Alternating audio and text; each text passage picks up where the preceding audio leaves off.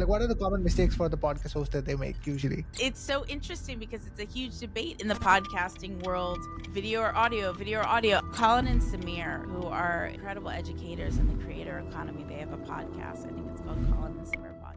They talk about you have to fall in love with your production process. And I really agree with that. There was a very short time during the pandemic where I was doing remote interviews. I tried the video when I was doing remote. I didn't understand it at the time, but I started to hate podcasting.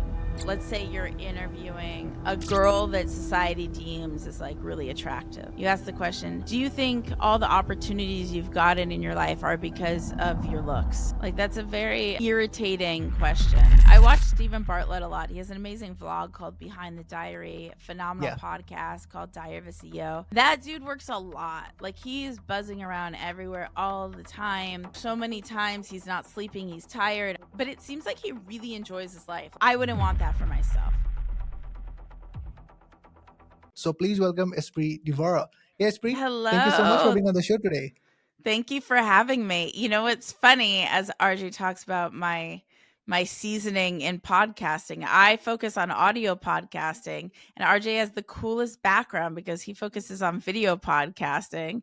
So I'm looking at this like cool neon lights and beautiful color scale background, and just like, man, I don't do the audio. I don't do the video thing. It's so interesting because it's a huge debate in the podcasting world, video or audio, video or audio. Of course, like a lot of people peer pressure me.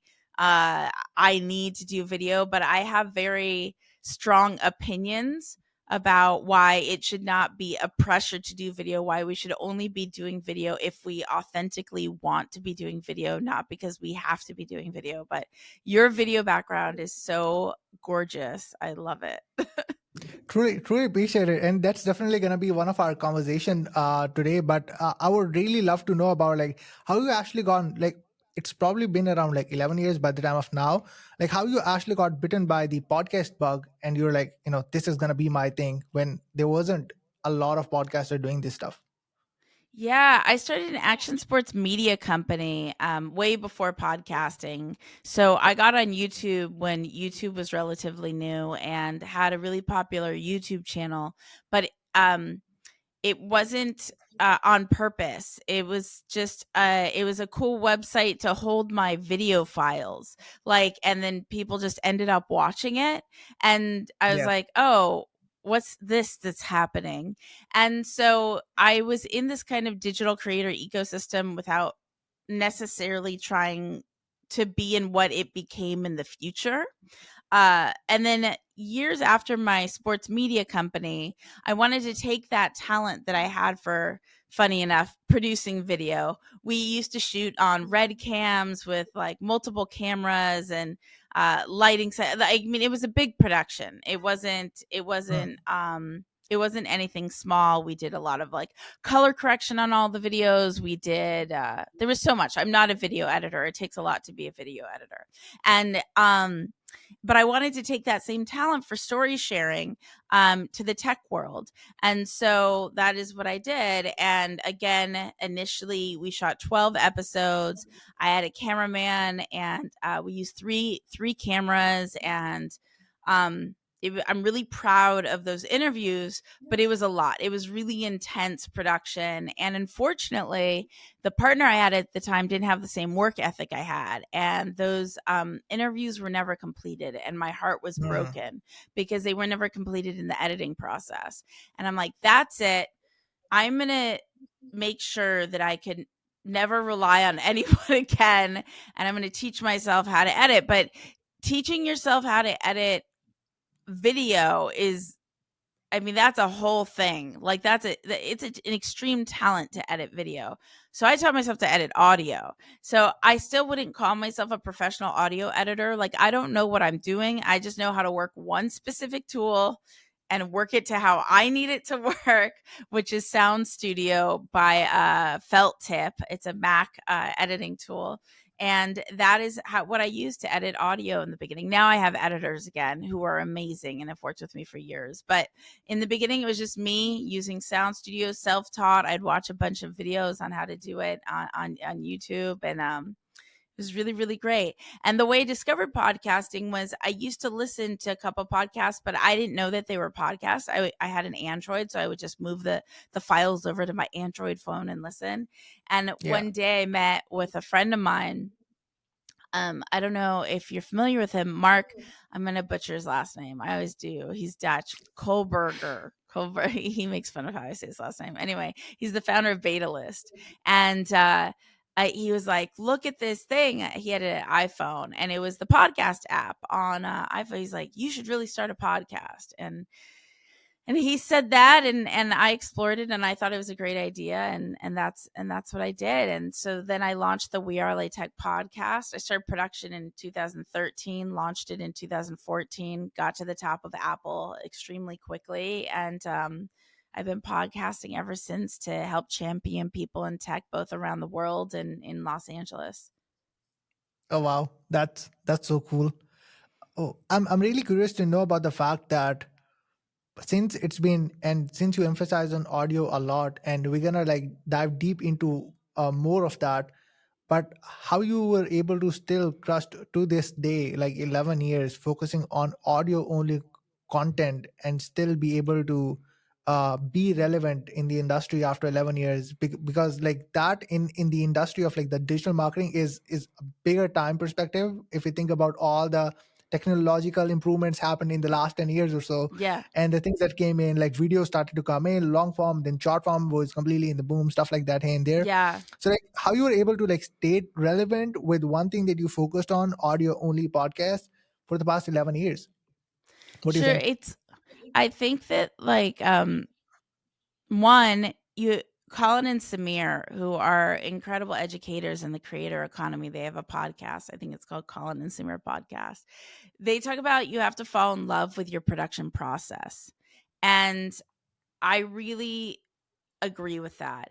There was a very short time during the pandemic where I was doing remote interviews, which I, for the most part, prefer in-person interviews. I have a studio. Yeah. I've had the studio the entirety of my podcasting career, but I have done a ton of remote interviews. I produced the SEM Rush podcast. We did that one remotely. I do a few episodes remote myself. Um, I I tried the video when I was doing remote, and I didn't understand it at the time, but I started to hate podcasting. Oh, And that's and on interesting. my team call, they're like, "Why don't you just like try not doing the video because you've never done the video in years. That's the new thing you've been doing." When I stopped doing the video, I then liked podcasting again. So it was the video that I didn't like, the having to show up, the having to, wear makeup and dress a certain way and have the lighting a certain way and all this stuff.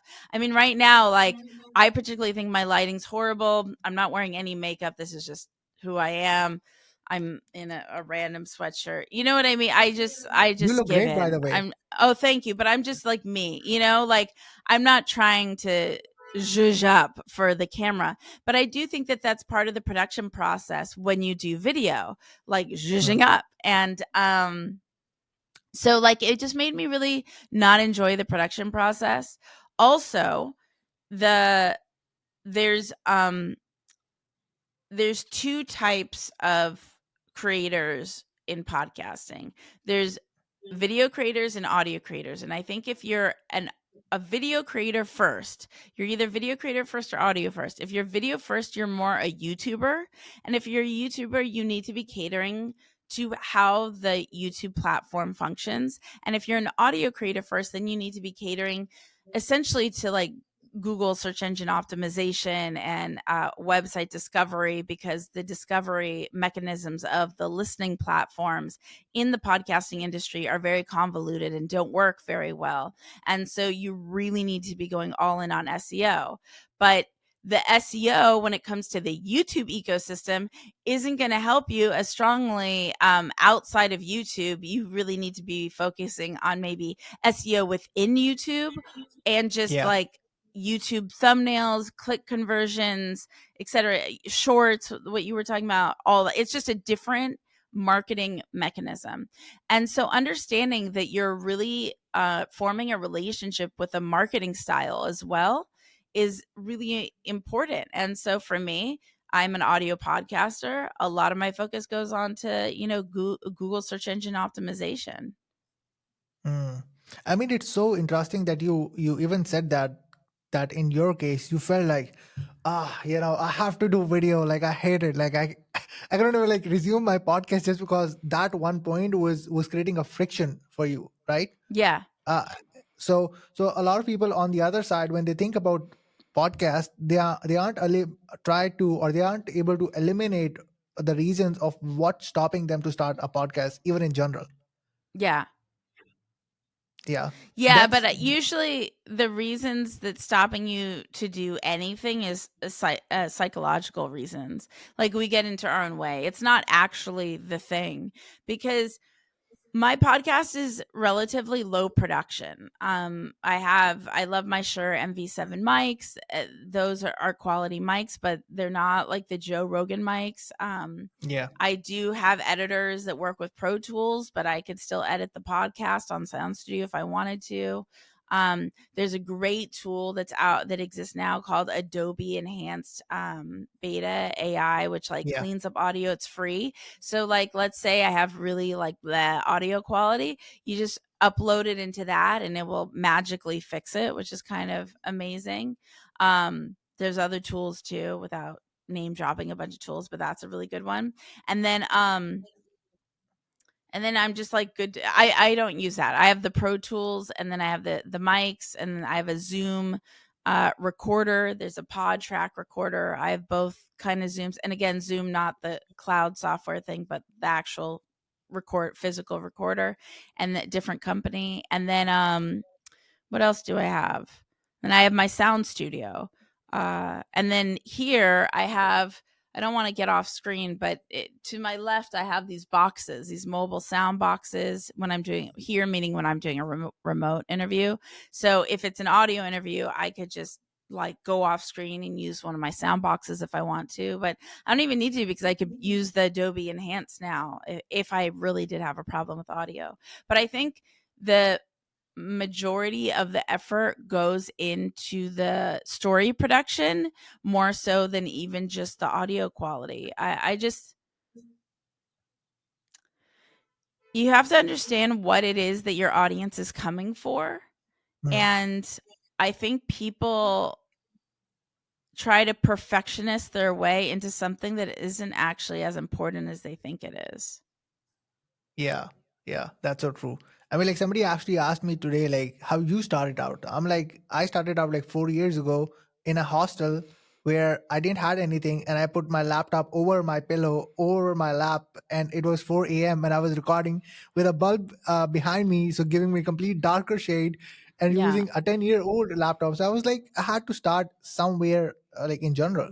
I cannot be like, I Yeah. have to have this. Most people could have like these perfect setup, but still cannot even like communicate, right? Yeah. So I have Yeah. to Yeah. start from somewhere in general. 100%. And understand that in the podcasting industry, I should say audio podcasting, the 2022 numbers, the average listeners, and that's when like podcasting, I'd say, was like really on a growth spurt, was 130 listeners a month. It's a very different ecosystem than YouTube when you could have a viral video. So if you had a Yeah, successful podcast in 2022, you had on average 130 listens.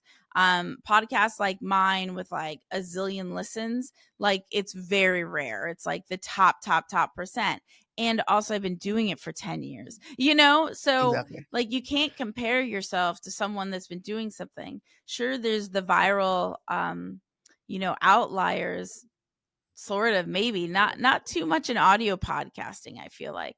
And then in YouTube, it's a totally different ecosystem. You could have thousands of viewers right away if you have the right thumbnails, if you have the right click conversion. It's a different digital consumption platform than audio. Yeah, absolutely. Speaking of YouTube, I'm assuming like you probably know about that. YouTube is kind of like going all in of on the podcast On side. Podcast podcasting, side. I'm very Yeah, excited about that. Yeah. Yeah, not only on the video, but also they started on to the plug in like audio. these RSS, yeah, and the RSS Yeah. feed. So, like, what's your thought around like a platform that was solely made for video and now going all in on the audio side of it as well? So, what's your Yeah. thoughts on that? I mean, I love YouTube as a consumer. I if there's any app that I'm very addicted to, it's YouTube. And so I just think it's great because I think that we do have a discoverability problem in the audio in the podcasting industry, and I think YouTube does discoverability amazing. They're one of the best platforms at discoverability. And so for you to be going all in podcasting, it could only get better there if they decide to carry it forward year after year. The thing is, Yeah, sometimes these big companies take an initiative and, like, let's say Spotify was like all in on podcasting, and then they're like, oops, never mind, it didn't really work because they were thinking that they could just buy up celebrities and then make podcasting the number one thing. And as far as I know, Apple is still the top, and podcast and yeah. Spotify's after them. I'm not sure if that's still the current number. And so yeah, that they can buy their way to the top. It seems like they've been doing like a lot of layoffs and cuts in the podcasting division. Hmm. That's really interesting. Spotify, Speaking of not the YouTube. Yeah. yeah, speaking of the fact of doing a podcast, especially like doing guest interviews, either it could be remote or in person. According to you, like what are the common mistake podcast hosts in general make that makes disengage the other person who's actually the guest on the other side of the screen or even in person? Can you repeat the question? Yeah, so I'm talking about like what are the mistakes that most podcast host makes, which actually make disengage the other person on the other side on the screen as a guest or even in person the guest, that feels like that person is uninterested just because that podcast host is asking all of the wrong things. So Oh, like, what are the common mistakes for the podcast host that they make usually? I have to think about this because in the most humble way, I don't make those mistakes. That's never happened to me. Um, let's see. Mistakes other people are maybe making. Well, if they're oh, I've seen this even on YouTube videos, interviews, when when people are asking questions that are defensive. Like, here's an easy one. Let's say you're interviewing like a girl that society deems as like really attractive, right? And then you Hmm. ask that, like, you ask the question, do you think all the opportunities you've gotten in your life are because of your looks? Like, that's a very irritating question and offensive, Yeah. you know? Like, like, why as an interview viewer are you not acknowledging my intelligence and talking to me like I'm a human being rather than a toy? So like, I think it that I've seen interviews where people are very like put off. I think things that really where someone doesn't feel seen for the person that they are. Maybe someone that's not prepared. I would imagine that would really throw someone off. In the beginning, pre interview, making sure the guest feels comfortable, Hmm. taking a beat.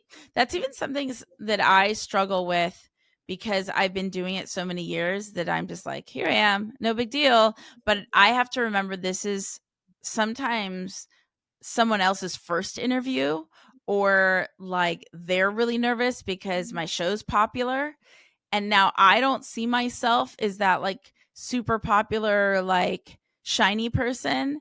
I see myself as like the awkward nerd in the corner, but they see my show as like, oh my gosh, this is like my moment. And I'm like, oh Hmm. man, I'm just like that awkward girl in the corner. Like there's, so I can't make the assumption like, oh no, you don't need to be comfortable. Like never like uncomfortable. It's like never place that assumption on somebody else that they are or aren't something. Just do the work consistently before the interview even starts to say like, "Hi, how are you?" Yes, and and go through the motion of genuinely making sure someone's comfortable. Lately I've started a gratitude practice where I set the intention of the interview with the guest right before the interview starts, and they really like Oh, that. Sometimes I'll do a deep breath with the guest. I'm someone that struggles with anxiety, so we'll take a deep breath together, and they really like that. Um, yeah, but I mean, I'm sure there's a ton of things. I'd say the best interviewer that I've ever experienced is Danny Miranda. And I believe he oh, even has a yeah, course on how to interview. And he does a correct. lot of research on interviewing. Um, like a lot of research on his guests. And so he knew things that I'm like, how in the world did, because I was on a show. I'm like, how in the world did you know that? Like, and so when you ask somebody a question, there's this YouTuber, and I wish I could think of his name right now, but he as well is like exceptional at the research that he does of guests. And yeah, I'd say another great interview to look up to is Stephen Bartlett from Diary of a CEO. Yeah, Fantastic. And he has a whole research team. So I guess the more for other podcasters, the more research. Now, I don't want to be scripted, and I want to be really organic in my conversations. So I don't want it to feel like I stalk someone. That's not my style of interview. So I'm not saying that that's the only way to do interviews. The beauty of the production process, and this is something we've talked a lot about in a program called Creator Now, which was actually just acquired by vidIQ. In Creator Now, we talk about like falling in love with the production process and like making sure every single element is an element that we actually want to be doing. yeah, yeah. I mean, like you've provided a lot of checklists or points that people can come in and consider to think about like what are the elements or characteristics they need to have one way or the other if they actually want to become a better host, right? Uh, Yeah. on the And on one the thing flip I'm side, doing is I'm standing right now. And I stand a lot of my interviews because it helps your voice enunciate. hmm, that's also another amazing tip. Well, one thing that's really interesting about you is like you put a lot of emphasis of keeping your life super simple, so that Yeah, I it do it want to keep my actually, life simple. yeah, which actually not only reduces a lot of friction but make things not only look so easy but can done easily as well. It's not like as easy but like easy for you because there are not a lot of roadblocks. So like for Yeah. you personally, when you're thinking about like making your life easier or making your process easier, making your business easier, what is the first sum of thoughts comes into your mind when you're thinking about anything to make it like look like easy or make it easy? Well, I got the whole like make it easy from this amazing person, Kay, who KHY, I think no, is it KHE? Oh, I wish I knew exactly. No, yeah, KHE. He's awesome. And he has a program, I think it's called 10X or 10 Accelerator. Man, I wish I knew this off the top of my head. But anyway, he's the one that said make it simple, make it simple, make it simple. And essentially, like as we go through life, just asking ourselves, how can we make it simple? How can we delegate certain things? And it's not that you could delegate everything, and it's not that it's so easy to delegate. You can't just like hand off stuff because you have to train another person, you have to trust another person.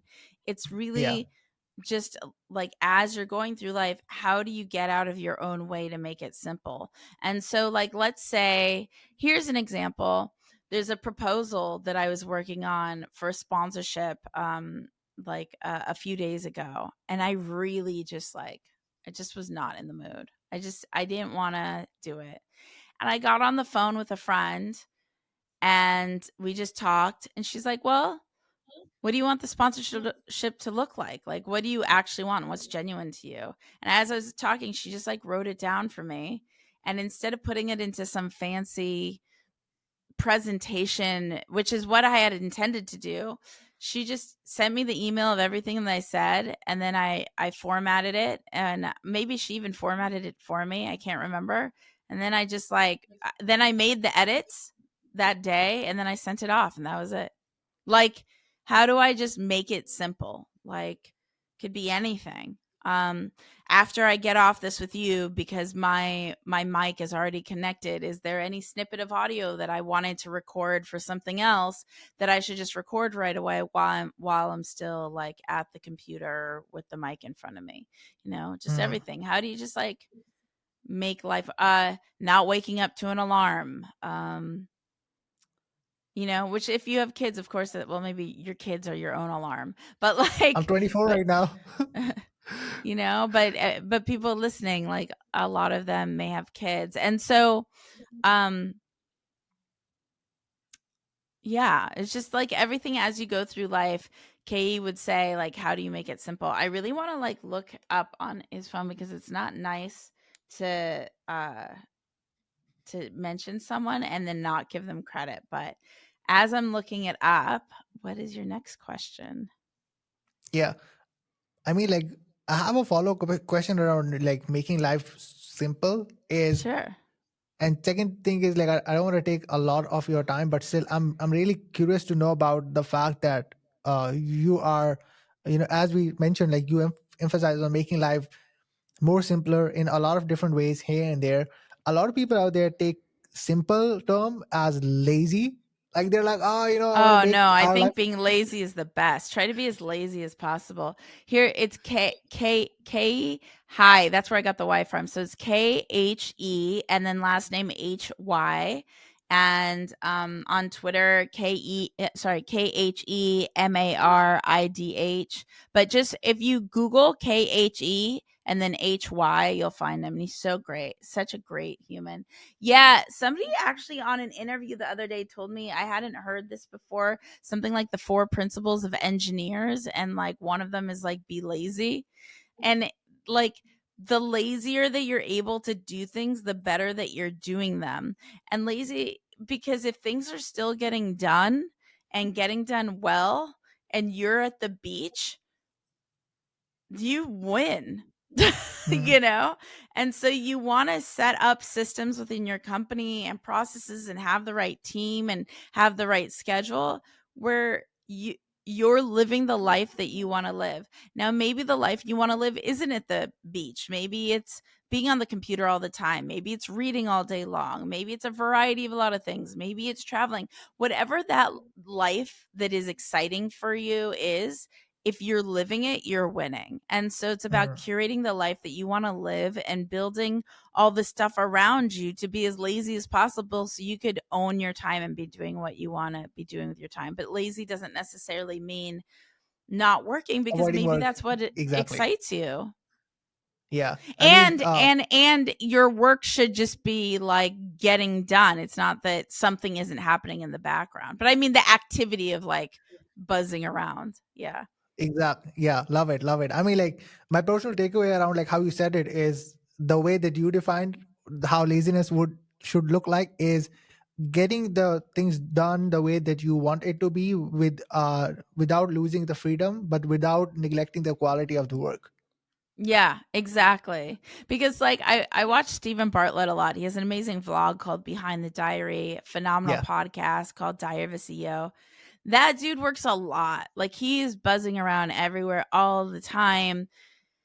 So many times he's not sleeping, he's tired. I have no idea how he spends time with his girlfriend, possibly fiance, but it seems like he really enjoys his life. Like how he's living is how he wants to be living. It very much excites him.